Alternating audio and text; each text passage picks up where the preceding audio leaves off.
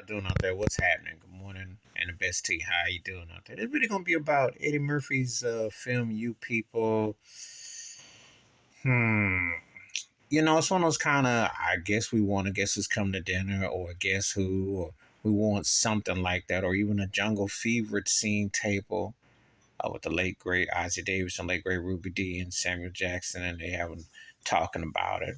Or Wesley Snipes and Annabella Soror. Remember when they were having that conversation? If you see that movie, Eddie Murphy doing racial based. He's all first of all, when you're black and high, when you make a movie success, it's always racial. But Eddie was always a good, safe, middle of the road Negro.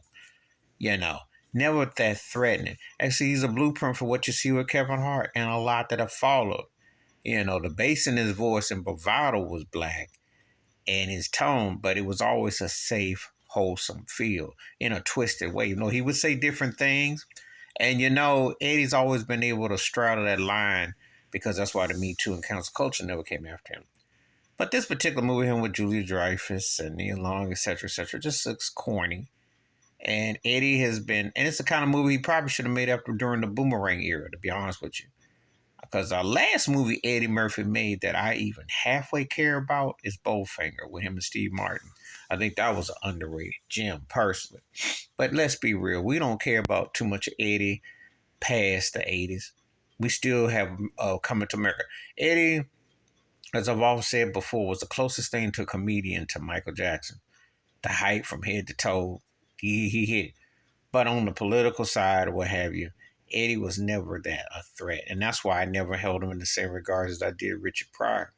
Because he just never connected like that. And he made a point of it. And when you watch a movie like this with Jonah Hill and all that, it's corny. Hollywood acts like they doing something grand when they're still racist all get out. They still don't have black folks that greenlight films, the token Oscars, all that mess. So, I mean, he's trying to connect into something. But these past few films he's done have been corny. The Coming to America comeback was not. I mean, that was just a last ditch effort. And please, no more Beverly Hills Cops. And him as Rudy Ray Moore was comical because Rudy Ray Moore was a different type of comedian than Eddie Murphy. Eddie Murphy never hit the bases like Rudy did. Rudy was into doing some different things when he was putting it together. Eddie's been more systematic, but I'm just saying, it all depends, um, you know, what your criteria is, what what you're going for, what have you. But no, I've never, and I'm not feeling you people. I'm like, this is like some white dude who come up with some ideas. So let's do something radical. Let's see if we can. No, no.